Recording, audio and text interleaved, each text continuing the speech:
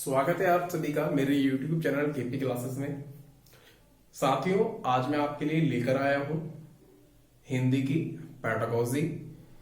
यहां से आपको जो है हिंदी के 15 क्वेश्चन मिलेंगे जो पैडागोजी के आते हैं। वीडियो को बिल्कुल भी मिस ना करें।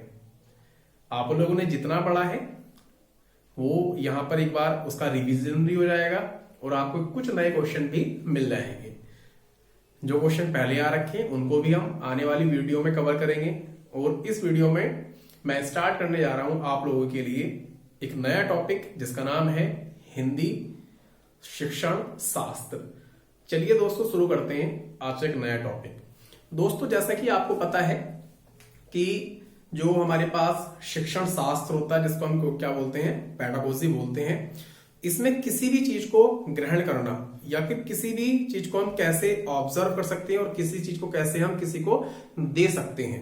यानी अर्थात मैं अगर आप बात करूं यहां पर लेने और देने वाली, तो किसी भी चीज को लेने और देने का जो काम होता है वो हम अपने भाषा के तरीके से करते हैं। जैसे मुझे कुछ बताना है तो मैं आपको क्या करूंगा, कुछ भाषा के माध्यम से आपको दूंगा।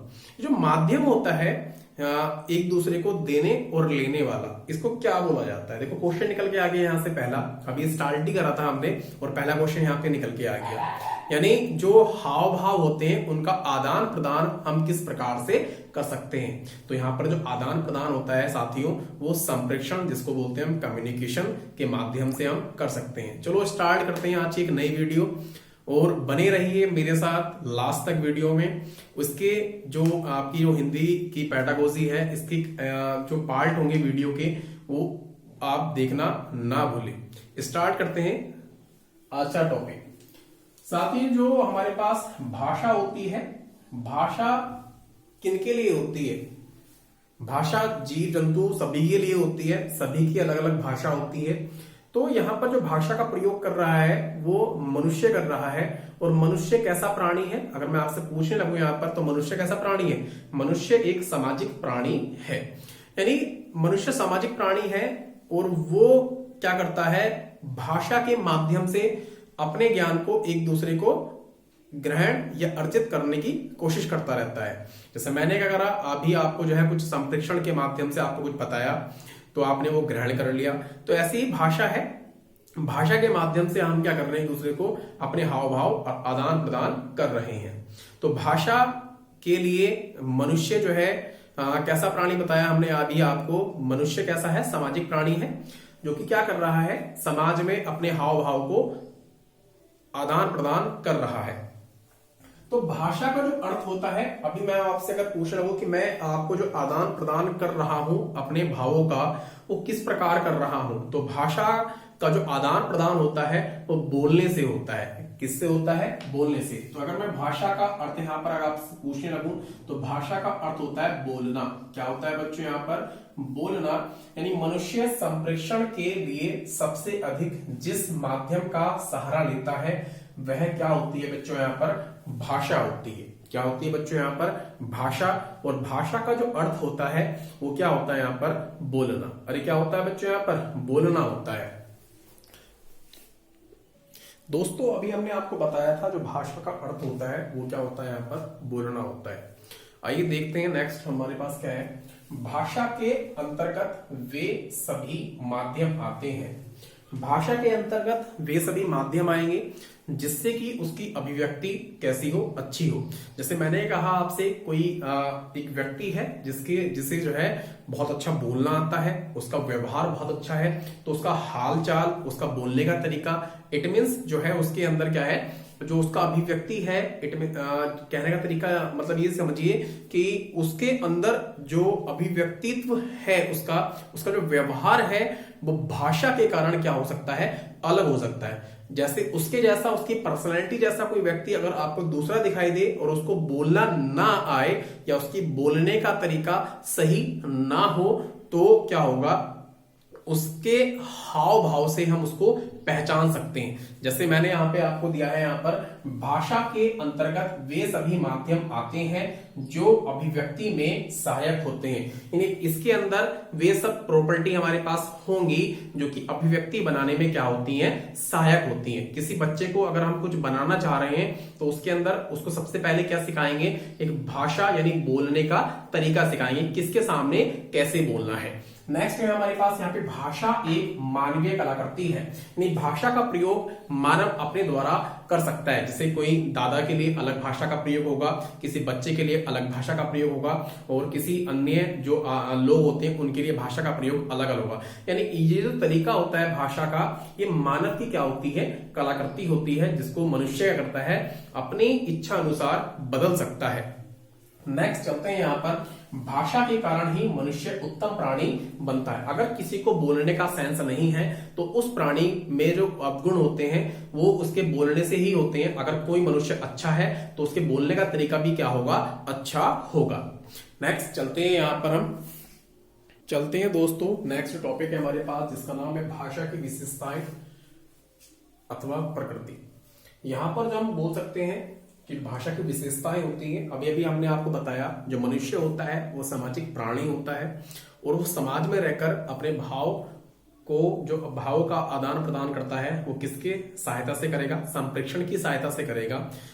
साथियों यहाँ पर जो भाषा का रूप होता है वो हम दो प्रकार से सीख सकते हैं। जैसे कि मैंने आपको बताया कि आप या तो भाषा को जो है लिखकर बताइए या फिर किसको बताइए, किससे बताइए, लिखकर या फिर बोलकर बताइए। जो भाषा का अर्थ होता है हमारे पास, अगर मैं आपसे पूछूं कि भावों का आदान प्रदान आप किस प्रकार से कर सकते हैं, तो भाषा का जो आदान प्रदान होता है साथियों वो दो प्रकार से हो सकता है। जैसे आप या तो लिखकर दे सकते हैं या फिर बोलकर दे सकते हैं। आइए चलते हैं यहाँ पर भाषा की जो विशेषताएं हैं उनको देख लेते हैं एक बार। जो प्रथम विशेषता है भाषा की, भाषा क्या है हमारे पास, सामाजिक व्यवहार की वस्तु है। यानी समाज में एक बालक का व्यवहार कैसा होगा, वो किस ढंग से रह रहा है, उसकी भाषा सब कुछ बता देती है। नेक्स्ट चलते हैं यहाँ पर दूसरे पॉइंट की तरफ। दूसरा पॉइंट बता रहा है भाषा विचार विनिमय का साधन है। यानी जो हम अपने भाव का, अपनी जो शिक्षा का आदान प्रदान कुछ भी हम कर रहे हैं वो किस प्रकार से कर रहे हैं, यहाँ पर भाषा के माध्यम से कर रहे हैं यहाँ पर। देन यहाँ पर क्या है हमारे पास, नंबर 3, भाषा अर्जित संपत्ति है, इसको ग्रहण करना पड़ता है। अर्जित का जो मीनिंग यहां से निकल कर आता है ग्रहण करना, यानी ये हम अपने आप नहीं, कुछ हमारे क्या होती है, हमारी संस्कृति में होती है भाषा, और इसको जो है हमें अर्जित करना पड़ता है, ग्रहण करना पड़ता है। और मातृभाषा का जो है सभी को अधिकार होता है, और इस अधिकार को पाने के लिए हमें इसे क्या करना पड़ेगा, ग्रहण अर्जित करना पड़ेगा। यहां पर क्या होता है हमारे पास, नेक्स्ट भाषा क्या है हमारे पास, जन्मजात है। देखो बालक जिस कुल में पैदा होता है वही भाषा उसको जल्दी अर्जित हो जाती है। सपोज करो कोई जो है पंजाबी है, कोई जो है हिंदू है, कोई मुस्लिम है, कोई सिख है, तो प्रत्येक व्यक्ति या समुदाय की भाषा का जो बोलचालने का ढंग होता है वो प्रत्येक व्यक्ति का क्या होता है यहाँ पर अलग अलग होता है। और भाषा जो होती है वो जन्मजात होती है। कोई पंजाबी बोल रहा है तो पंजाबी हिंदू बच्चा नहीं बोल सकता, उसको सीखनी पड़ेगी भाषा, लेकिन वो जन्मजात भाषा उसकी नहीं होगी, ना ही उसकी जो है मातृभाषा होगी। इसलिए यहाँ पर भाषा को जो कहा गया है वो जन्मजात कहा गया है। नेक्स्ट यहाँ पर देख सकते हैं भाषा का संबंध परंपरा से होता है। देखिए यहाँ पर हम परंपरा से भाषा का जो संबंध है वो बोल सकते हैं। जैसे हमारी परंपरा क्या है और किस भाषा का प्रयोग हमारे कुल में होता चला आ रहा है, तो वैसे ही परंपरा जो हो हमारे आने वाली संतानें होंगी उनकी भाषा वैसे ही रहेगी जैसे हमारे पूर्वजों की भाषा थी। तो एक परंपरा के तौर पर भाषा जो है चलती रहती है।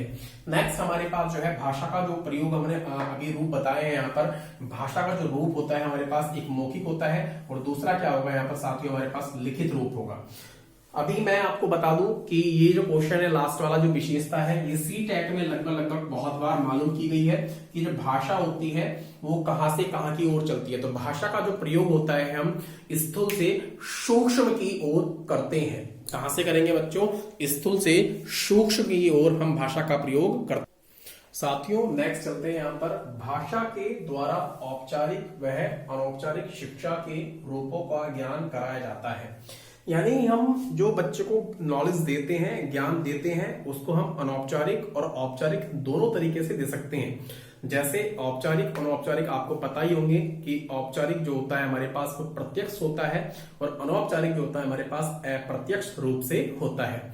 अब ये बच्चे को, अभी मैं आपको जो नॉलेज दे रहा हूं, आप मुझे बताइए ये औपचारिक है या अनौपचारिक है।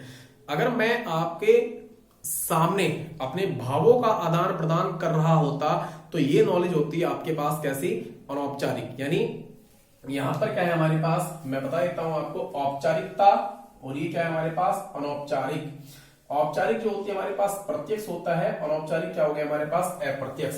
तो मैं आपको क्या कर रहा हूं, यहाँ पर अप्रत्यक्ष रूप से यहाँ पर नॉलेज दे रहा हूं। मैं आपको यहाँ पर भावों का आदान प्रदान नहीं कर सकता। भावों का आदान प्रदान जो होता है, दो लोग जब आपस में एक दूसरे के सामने खड़े होकर बात करते हैं तो उनके भावों का आदान प्रदान उनके हाथ पैर, उनके बॉडी लैंग्वेज से भी निकलता है, जो कि मैं आपको नहीं दे पा रहा हूं। तो ये नॉलेज है आपको वो दो प्रकार से मिल सकती है, जैसे औपचारिक और दूसरा कैसा हो गया आपके पास, अनौपचारिक। क्लियर। यहां पर जो हमारे पास भाषा के द्वारा अनौपचारिक व औपचारिक शिक्षा के रूपों का ज्ञान कराया जाता है। नेक्स्ट यहाँ पर भाषा सांस्कृतिक धरोहर है। ये क्वेश्चन बेटा यहाँ पर बच्चों यहाँ पर जो है लगभग सीटेट में काफी टाइम बाद आ चुका है कि भाषा कैसी है, सांस्कृतिक धरोहर है। प्रत्येक संस्कृति की भाषा क्या होती है, अलग अलग होती है। प्रत्येक मजहब की जो भाषा होगी या फिर जो है कल्चर कह लीजिए, यहाँ पर उनकी भाषा क्या होगी, यहाँ पर अलग अलग होगी। नेक्स्ट यहाँ पर पढ़ लेते हैं। यहाँ पर क्या है, विद्यालय में जाने से पहले बालक अपनी भाषा का पूर्ण अधिकार रखता है। यहाँ पर अगर कोई बालक बाहर से पढ़ने आया तो उसकी जो मदर लैंग्वेज होगी उसको वो पढ़ाई जानी अनिवार्य है। ये हमारी राष्ट्रीय शिक्षा नीति में भी एक एक्ट दिया हुआ है कि बालक अपनी मातृभाषा को पढ़ेगा और वो पढ़ाई जानी स्कूल में अनिवार्य है। नेक्स्ट यहाँ पर क्या है हमारे पास, भाषा गतिशील और परिवर्तनशील है। देखिए भाषा क्या है, गतिशील है। जैसे बालक क्या काम करता है, सबसे पहले बालक क्या काम करता है, कै ख ये सब पढ़ना शुरू करता है और इन्हीं से मिलकर बनती है आपकी भाषा और इन्हीं से बालक जो है बोलना चालना सीख जाता है। तो इसकी जो है अवस्था में क्या आ रहा है, यहाँ पर गतिशीलता यानी गति भी आ रही है और ये धीरे धीरे क्या हो रही है, परिवर्तनशील भी हो रही है। यही जो आपके वर्ण हैं ये किसी वाक्य में बदल जाते हैं और वाक्य किसमें बदल जाते हैं, पूरे एक लैंग्वेज में बदलने लगते हैं, जिससे बालक जो है प्रत्येक अवस्था में या प्रत्येक जो है दिन धीरे धीरे क्या करता है, अपनी गतिशीलता यानी बोलने चालने के ढंग में परिवर्तन करना सीख जाता है और उसमें एक नई गति उत्पन्न होने लगती है। चलते हैं साथियों नेक्स्ट टॉपिक की ओर, जिसका नाम है हमारे पास सीखना।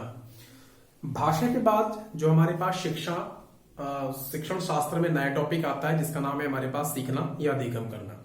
अधिगम जो करा जाता है, किसी भी चीज को सीखने के बाद किया जाता है, यानी किसी चीज को सीखना क्या कहलाता है, अधिगम कहलाता है। पढ़ लेते हैं बेटा एक बार यहाँ पर, किसी नए कार्य को करना ही अधिगम कहलाता है। यानी हम जो ग्रहण कर रहे हैं वो किसी काम को करने के बाद करते हैं। जैसे हम मुझे कुछ काम सीखना है करना, तो मैं जब तक उस काम को करूंगा नहीं वो काम मेरे पास या मेरे को करना नहीं आएगा। इसी प्रकार यहां पर कहा गया है किसी नए कार्य को करना ही सीखना अथवा क्या कहलाता है, अधिगम कहलाता है। सीखने की 3 विधियां होती हैं। कितनी विधियां होंगी यहाँ पर सीखने की? 3 विधियां। ये जो क्वेश्चन है आपके पास ये सीटेट में पूछा गया है और यहाँ पर सत्य अथवा असत्य में भी आपसे पूछ लेता है एग्जामिनर। जैसे वो पूछ देगा आपसे कि सीखने की कौन सी विधि नहीं है या कौन सी विधि असत्य है। तो यहाँ पर सीखने की जो विधियां हैं हमारे पास वो 3 प्रकार की विधियां हैं। देखो बच्चों, मैं अगर किसी भी काम को किसी बालक को करना सिखाऊंगा तो या तो उसको करने के लिए दूंगा, यानी आप बेटा ये वाला काम करो, तो बालक क्या करेगा, उस काम को करना शुरू कर देगा। मैं कहूंगा फिर से दोबारा करो, इसमें ये वाली गलती है, तो बालक को करके सिखाना क्या कहलाता है, किसी भी काम को अधिगम कहलाता। किसी भी काम को ऑब्जर्व जब करेगा बालक, कर करके सीखना, एक बार कर लिया, 2 बार कर लिया, 3 बार कर लिया, 4 बार कर लिया, 5 बार कर लिया, यानी बालक जब तक उस काम में क्या ना हो जाए, परिपक्व ना हो जाए, वो काम वो बालक ग्रहण कर नहीं सकता। और ग्रहण करने को क्या कहते हैं, हम अधिगम कहते हैं। यानी करके सीखना पहली विधि हो गई। और दूसरी जो विधि है यहां पर हमारे पास कैसी है, अनुकरण करने का। यानी अगर किसी बालक को बोलना नहीं आ रहा है तो हम उस बालक को क्या कराएंगे, बार बार अनुकरण कराएंगे। यानी बालक क्या काम करेगा, उस काम को बोलकर सीख सकता है। तो अनुकरण करना क्या करेगा, वो क्या हमारे पास दूसरी विधि हो गई। एंड तीसरी विधि हमारे पास निरीक्षण करके। यानी आप जो है उसका निरीक्षण करो कि उसने कितना ग्रहण किया है और कितना नहीं। देखो साथियों क्या होता है, अभी हमारे पास जो आपको बताया गया था पहले बुद्धि वाले चैप्टर में, जो बुद्धि वाला चैप्टर था उसके अंदर बताया था कि बालक जो ऑब्जर्व करता है किसी भी चीज को, वो अपने आईक्यू लेवल के अनुसार करता है। कोई बच्चा पढ़ने में ज्यादा होशियार है तो करके जो है एक बार में सीख जाएगा या एक बार में अनुकरण करके सीख जाएगा। तो अगर कोई बालक जो है आपके पास मंद बुद्धि है या सामान्य है तो वो प्रतिभाशाली बच्चे से क्या करेगा, ज्यादा टाइम लेगा और ज्यादा टाइम में सीखेगा। तो ये डिपेंड करता है बालक किस प्रवृत्ति का है, उसका आईक्यू लेवल कितना है। और जो तीसरा टॉपिक है हमारे पास इस पेडागोजी का, पहला टॉपिक हम आपको रिमाइंड करा देते हैं। पहला टॉपिक जो हमने आपको बताया था उसमें ली थी हमने भाषा, और दूसरा टॉपिक जो हमने लिया था आपसे उसमें था आपका सीखना और आपका जो है अधिगम। सीखना ही अधिगम कहलाता है। और सीखने के हमने आपको प्रकार बताए थे 3 प्रकार। नंबर 1 करके सीखना, नंबर 2 क्या बताया था आपको, याद करो थोड़ा सा बच्चों, क्योंकि रिमाइंड जो है आप जैसे जैसे अभ्यास करोगे वैसे वैसे आपको चीजें याद होने लगेंगी। यहाँ पर जो दूसरा आपको बताया गया था वहां पे अनुकरण, और तीसरा बताया था आपको निरीक्षण करके। निरीक्षण जो होता है बेटा, वहां पर हम किसी भी चीज को जो है मूल्यांकित कर सकते हैं कि किसी बच्चे ने कितना करा है और कितना नहीं करा है, यानी उसका आईक्यू लेवल के अनुसार उसने कितना सीखा है। चलते हैं नेक्स्ट टॉपिक की ओर, जिसका नाम है मातृभाषा। मातृभाषा जो है आप लोग समझ ही रहे होंगे। यहाँ पर मातृभाषा का जो अर्थ होता है वो होता है माता की भाषा। और माता की जो भाषा होती है बालक सबसे पहले सीखता है। यानी वह भाषा जो बालक जन्म लेने के बाद प्रथम भाष्य रूप में सीखता है उसको जो है मातृभाषा कहते हैं। देख लेते हैं यहाँ पर, जन्म लेने के बाद बालक जो प्रथम भाषा सीखता है उसे उसकी मातृभाषा कहते हैं। एनसीईआरटी के अनुसार जो मातृभाषा होती है वो माँ की भाषा या आसपास की भाषा या उस समाज की भाषा जिसमें बालक रह रहा हो वो मातृभाषा कहलाती है। क्या कहलाएगी बच्चों, यहाँ पर जो भाषा बालक बोलता है वह या तो अपनी माँ से या फिर अपने आसपास से या फिर वह जिस समाज में रहता है उस समाज से सीख सकता है, वह उसकी मातृभाषा कहलाती है। और यह किसके अकॉर्डिंग था, एनसीईआरटी के अकॉर्डिंग। चलते हैं साथियों नेक्स्ट टॉपिक की तरफ, जिसका नाम है मातृभाषा की विशेषताएं। साथियों मातृभाषाओं की हेल्प से हम अपने व्यवहार, अपने राष्ट्र, अपने आसपास सभी को जो है बदल सकते हैं। मातृभाषा की सहायता से हम किसी भी चीज को आसानी से ग्रहण कर सकते हैं। सपोज करो कुछ चीज हमें समझ में नहीं आ रही, अगर वही हमें अपनी लोकोक्तियां, अपने जो है निबंधों, अपने जो है मुहावरों आदि के माध्यम से सिखाई जाए, यानी उसमें हमारी मातृभाषा का उपयोग हो रहा हो, तो वह काम हमें आसानी से सीख जाने की ओर अग्रसर करते हैं। जैसे मैं किसी बालक को कुछ सिखाने की कोशिश कर रहा हूं और मैंने जो लैंग्वेज यूज की है वो अपनी मातृभाषा यूज की है, उस बच्चे की जो मातृभाषा है वो दूसरी है, तो बालक को ज्ञान अर्जित करने में क्या होगी, प्रॉब्लम होगी।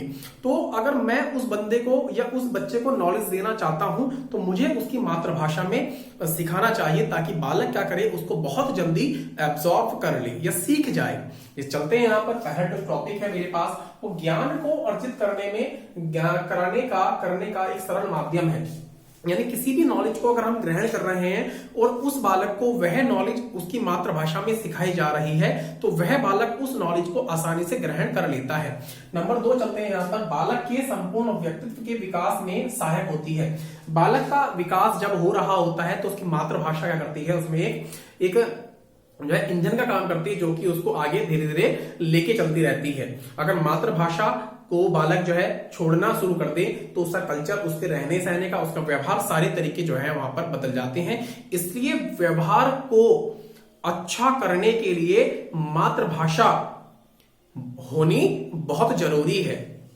नेक्स्ट चलते हैं यहां पर, मातृभाषा से अपने परिवेश का बोध होता है। हम किस जगह रह रहे हैं। सपोज करो हमारे पास क्या है, अलग अलग राज्य हैं, और हमारे पास जो अलग अलग राज्य हैं, अलग अलग राज्य में क्या है, बोली जाने वाली जो भाषा है वो भिन्न भिन्न प्रकार की है। जैसे यूपी के अंदर क्या बोली जाती है, एक बोली जो है उसको जो है हिंदी बोली जाती है, और यहाँ पर खड़ी बोली का भी प्रयोग होता है। नेक्स्ट जो आपकी जो है अलग अलग स्टेट हो गए, तमिल हो गई, या फिर जो है पश्चिम बंगाल में जो है बंगला हो गई, तो अलग अलग स्टेट की जो है अलग अलग भाषा होती है। और जैसे ही कोई व्यक्ति हमारे सामने किसी भाषा का प्रयोग करता है तो हम उसके जो है रहने का स्थान भी ज्ञात कर सकते हैं, यानी वो किस परिवेश से जो है बिलोंग करता है उसका भी हम पता जो है उसकी मातृभाषा के द्वारा लगा सकते हैं। जैसे कोई हरियाणा का बंदा है और हरियाणवी बोल रहा है तो हम उससे बिना पूछे उसका पता लगा सकते हैं कि वह कहां से है और कहां से बिलोंग करता है। इसमें जो इसका जो मतलब है, मातृभाषा से हम उसके परिवेश का बोध कर सकते हैं कि वह किस राज्य से या कहां से रहने वाला है, कहां का रहने वाला है। नेक्स्ट में हमारे पास सामाजिक और राष्ट्रीय एकता का प्रतीक कौन होती है, हमारे पास मातृभाषा। ये क्वेश्चन आपके सीटेट में पेडागोजी में आने लायक है, यानी सामाजिक और राष्ट्रीय एकता का प्रतीक कौन सी क्या होती है। तो हमारे पास जो मातृभाषा होती है वो सामाजिक, वह क्या होती है हमारे पास राष्ट्रीय एकता का क्या होती है यहाँ पर प्रतीक होती है। व्यवहार में परिवर्तन लाती है, यानी मातृभाषा की सहायता से हम अपने व्यवहार में परिवर्तन ला सकते हैं।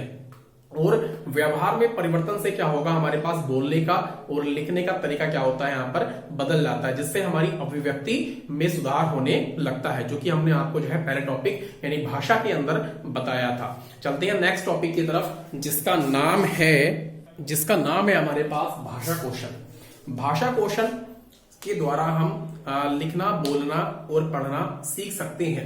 यानी भाषा कौशल से क्या होता है बच्चों, यहाँ पर भाषा कौशल एक अभिव्यक्ति का साधन है जिसके द्वारा हम लिखना, बोलना, पढ़ना सीख सकते हैं। जैसे हम इसको भाषा कौशल को 4 भागों में डिवाइड कर रहे हैं। अभी मैंने आपको बोला है कि हम इसकी सहायता से क्या कर सकते हैं, यहाँ पर सबसे पहले हम कर सकते हैं, यहाँ पर शायद आपको दिखाई नहीं दे रहा होगा इधर इस साइड में, तो मैं इसको इधर लिख लेता हूँ। यहाँ पर नंबर फर्स्ट जो है मेरे पास क्या है, यहाँ पर नंबर फर्स्ट जो है बच्चों मेरे पास क्या है यहाँ पर सुनना। यानी भाषा कौशल के अनुसार हम सबसे पहले सुन सकते हैं, और नंबर जो हमारे पास होता है यहाँ पर नंबर 2 है हमारे पास यहाँ पर बोलना, और नंबर 3 जो है हमारे पास वो कितना है यहाँ पर पढ़ना, और नंबर 4 क्या है हमारे पास यहाँ पर बच्चों लिखना। यानी भाषा कौशल के जो रूप होते हैं हमारे पास वो कितने टाइप्स के होते हैं, हमारे पास 4 टाइप्स के। यानी भाषा को हम किसी तरीके से बता सकते हैं, यानी सुनकर हम भाषा का प्रयोग सुन सकते हैं भाषा को। दूसरी चीज है हम भाषा को बोल सकते हैं, और तीसरी चीज हम भाषा को पढ़ सकते हैं, और चौथी चीज है हम भाषा को लिख सकते हैं। यानी भाषा कौशल, लर्निंग ऑफ स्किल्स जो है हमारे पास हाउ मेनी टाइप्स हो गए, हमारे पास 4 टाइप्स। हमारे पास कितना हो गया, सुनना, बोलना, पढ़ना, और कितना हो गया हमारे पास लिखना। चलते हैं यहाँ पर भाषा कौशल की विशेषताओं की ओर। यहाँ पर भाषा कौशल की विशेषताओं की ओर, भाषा कौशल की भी विशेषताएं होती हैं। जैसे आपके पास जो है यहाँ पर भाषा की विशेषताएं थी, उसके बाद जो है आपके पास मात्र भाषा की विशेषताएं थी, उसके बाद जो हमारे पास टॉपिक आया है जिसका नाम है हमारे पास क्या है, यहाँ पर देख लेते हैं। यहाँ पर जो है भाषा कौशल, इसकी भी विशेषताएं हमारे पास हैं। आइए देख लेते हैं इसकी विशेषताओं को एक बार। यहाँ पर जो पहली विशेषता है, कौशल भाषा का व्यवहारिक पक्ष है।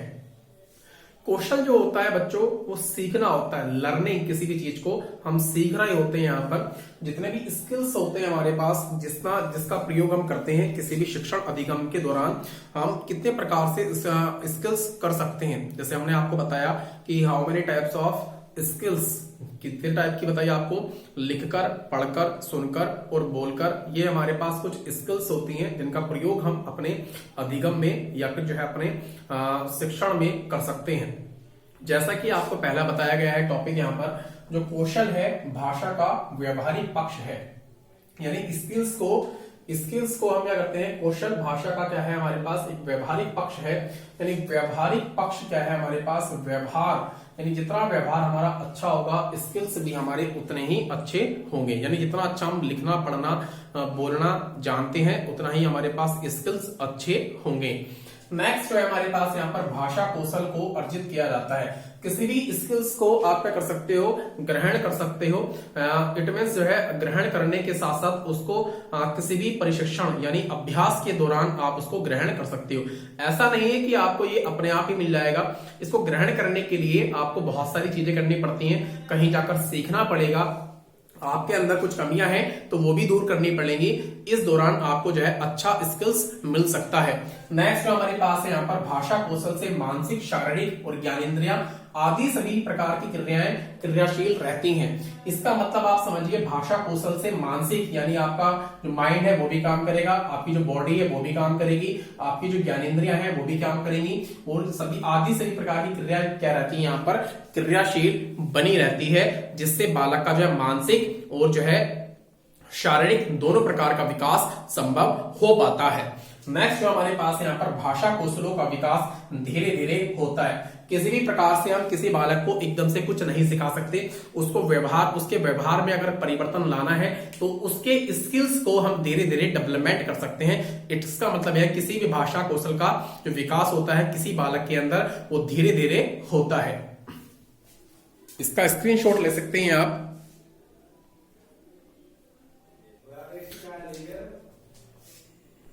बच्चों मेरे द्वारा अगर आपको ये वीडियो पसंद आई हो तो चैनल को सब्सक्राइब करें, लाइक करें और शेयर करें। बच्चों आप लोग यहाँ पर मेरे पास से नोट्स भी ले सकते हैं और मेरा जो व्हाट्सएप नंबर है वो आपको यहाँ पर मैं दे रहा हूं 7500170018। यहाँ से आप मेरे से ये PDF में नोट्स ले सकते हैं। अगर वीडियो अच्छी लगी हो तो प्लीज चैनल को सब्सक्राइब करें। धन्यवाद।